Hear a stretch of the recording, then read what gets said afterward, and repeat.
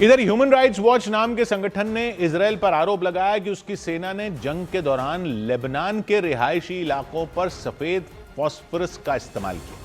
Human rights watch एक अंतर्राष्ट्रीय संगठन है जो दुनिया भर में मानवाधिकारों की रक्षा और उनके उल्लंघन की जांच करता है। इसी संगठन की एक रिपोर्ट में इजरायल पर गैर कानूनी तरीके से जंग में सफेद फास्फोरस के इस्तेमाल का आरोप लगाया गया। सफेद फास्फोरस एक ऐसा रासायनिक पदार्थ है, एक ऐसा केमिकल है जो ऑक्सीजन के संपर्क में आते ही जल उठता है। जलने के साथ ही ये बहुत तेज रोशनी करता है, गाढ़ा धुआं पैदा करता है। लेकिन अगर ये किसी इंसान के शरीर पर गिर जाए तो वो मांस ही नहीं बल्कि हड्डियों तक को जला देता है। मतलब सफेद फास्फोरस बेहद खतरनाक है, इसको जंग में इस्तेमाल करना गलत माना जाता है। इतना खतरनाक कि इसकी चपेट में आने का मतलब अपनी जान से हाथ धो बैठना है।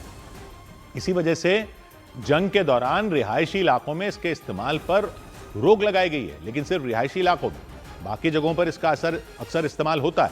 जंग के दौरान सैनिकों की आवाजाही छिपाने के लिए सफेद फास्फोरस के गाढ़े धुएं का इस्तेमाल किया जाता है ताकि वो धुआं उठे और उसके बीच में सैनिक निकल जाए।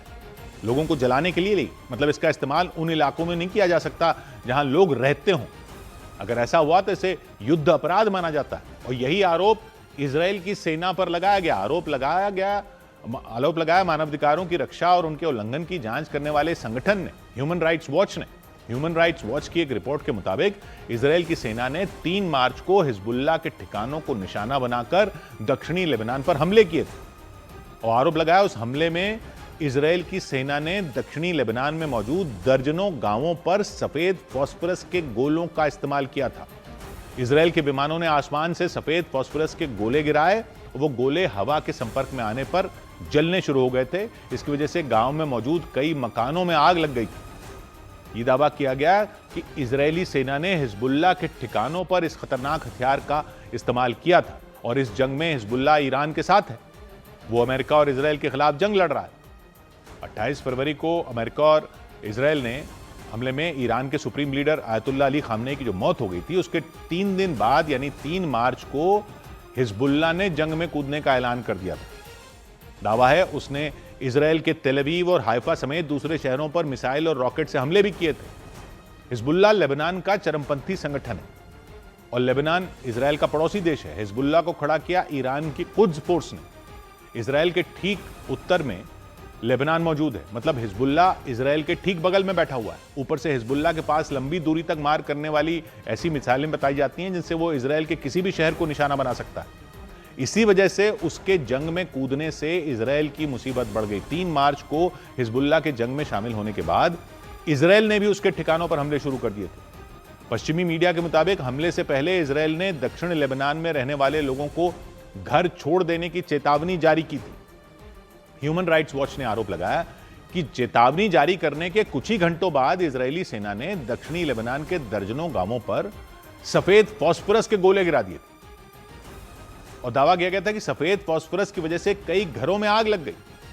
लेकिन इजरायल की तरफ से लेबनान में सफेद फास्फोरस के इस्तेमाल करने को लेकर कोई बयान नहीं दिया गया, ना कोई सफाई दी गई। जंग के दौरान आबादी वाले इलाकों में सफेद फास्फोरस के इस्तेमाल पर रोक इसलिए है क्योंकि ये बेहद खतरनाक होता है। हवा में आते ही ये खुद जल उठता है, मतलब इसमें आग लगाने की जरूरत नहीं पड़ती है, वो खुद जल जाता है ऑक्सीजन से मिलते ही।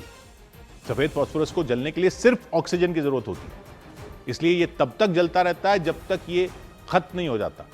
और इसके जलने से तेज रोशनी होती है, गाढ़ा धुआं उठता है और बहुत गर्मी पैदा होती है। अगर इंसान के शरीर पर ये गिर जाए तो शरीर के मांस के साथ ये हड्डियों तक को गला देता है, जला देता है। इसके जलने से निकलने वाली गैस से आंखों में, फेफड़ों को, सबको नुकसान पहुंचता है। ह्यूमन राइट्स वॉच का यह भी आरोप है कि इजरायल लंबे समय से युद्ध में सफेद फास्फोरस का इस्तेमाल करता आ रहा है।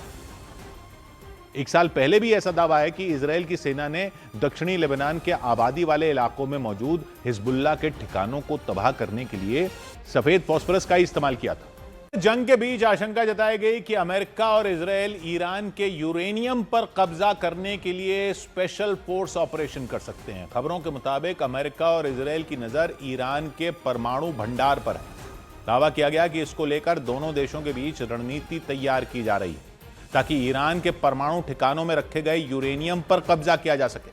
दावा किया गया कि पिछले साल ईरान पर हुए हमलों में परमाणु ठिकानों को तबाह कर दिया गया था।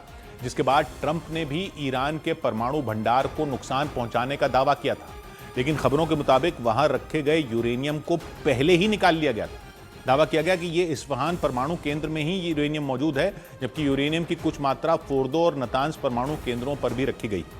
ये जानकारी अमेरिका और इजरायल के अधिकारियों ने दी। न्यूयॉर्क टाइम्स की एक रिपोर्ट के मुताबिक अमेरिका की खुफिया एजेंसियां ईरान के इस्फहान में मौजूद न्यूक्लियर साइटों पर लगातार निगरानी रख रही हैं ताकि वहां हो रही हर मूवमेंट की जानकारी मिल सके। ये रिपोर्ट अमेरिका के अधिकारियों के हवाले से जारी की गई। माना जा रहा है कि अमेरिका और इजरायल स्पेशल फोर्स भेजकर ईरान के यूरेनियम पर कब्जा करने की तैयारी कर रहे हैं ताकि ईरान को परमाणु हथियार बनाने से रोका जा सके। अमेरिकी खुफिया एजेंसी FBI ने अमेरिकी धरती पर ड्रोन हमले के खतरे को लेकर अलर्ट जारी कर दिया। ऑस्ट्रेलिया के न्यूज चैनल ABC न्यूज ने दावा किया कि FBI ने अमेरिका के कैलिफोर्निया राज्य की पुलिस को चेतावनी दी। उसमें दावा किया गया कि ईरान अमेरिका के पश्चिमी हिस्से पर ड्रोन हमले कर सकता है, यानी पश्चिम एशिया के कई देशों तक फैल चुके इस युद्ध की आग अमेरिका की जमीन तक पहुंच सकती है। और दावा किया गया कि FBI ने अपनी चेतावनी में साफ साफ कह दिया कि ईरान पिछले 1 महीने से अमेरिका के पश्चिमी इलाकों पर हमले की तैयारी में जुटा है। इतना ही नहीं, दावा है ईरान हवाई हमले के जरिए कैलिफोर्निया में अलग अलग जगहों को निशाना बनाने की योजना बना रहा है। कैलिफोर्निया अमेरिका के सबसे बड़े राज्यों में एक है। ये प्रशांत महासागर के किनारे पर है। कैलिफोर्निया से ईरान की दूरी करीब 12,000 किलोमीटर है और दावा किया जा रहा है कि ईरान कैलिफोर्निया और उसके आसपास के इलाकों पर पिछले 1 महीने से हमले की तैयारी कर रहा है। हालांकि हमला कब और कैसे किया जाएगा इसकी जानकारी नहीं मिल पाई। FBI ने यह चेतावनी ऐसे समय में दी जब अमेरिका इजरायल के साथ मिलकर ईरान पर लगातार हमले कर रहा है और वहीं दूसरी तरफ ईरान भी जवाबी कार्रवाई में एक के बाद एक ड्रोन और मिसाइलें दाग रहा है। लेकिन वो लगातार खाड़ी देशों में मौजूद अमेरिका के सैन्य ठिकानों को निशाना बना रहा है, जबकि अमेरिका भी ईरान में हमले का कोई मौका नहीं चूक रहा। यानी अमेरिका तो ईरान की धरती पर आसमान से बारूद बरसा रहा है, लेकिन इस जंग की आग उसकी अपनी जमीन तक नहीं पहुंच रही। ऐसा इसलिए क्योंकि अमेरिका और ईरान के बीच हजारों किलोमीटर लंबा चौड़ा फासला है। माना जाता है ईरान के पास एक से बढ़कर एक खतरनाक मिसाइलें अब भी हैं, लेकिन दावा है कि अमेरिका उन मिसाइलों की रेंज से बाहर है। यानी ईरान चाहकर भी अमेरिका तक अपनी मिसाइलें नहीं दाग सकता। लेकिन FBI ने अलर्ट जारी किया कि ईरान ड्रोन हमले की तैयारी में। उसका दावा है कि वो ड्रोन ईरान से नहीं छोड़े जाएंगे, बल्कि आशंका जताई गई कि इसके लिए ईरान मेक्सिको की धरती का इस्तेमाल कर सकता है। मेक्सिको उत्तर अमेरिकी देश है, अमेरिका का पड़ोसी है, अमेरिका के दक्षिण में है। दावा है ईरान मेक्सिको में ड्रग्स की तस्करी करने वाले किसी गिरोह की मदद से अमेरिका में हमले करवा सकता है। इसीलिए कैलिफोर्निया में अलर्ट जारी कर दिया गया। कैलिफोर्निया बॉर्डर पर है, वहां निगरानी बढ़ा दी गई। इसके अलावा संवेदनशील जगहों पर जवानों की तैनाती बढ़ा दी गई ताकि कोई भी हमला होता है तो उससे निपटा जा सके।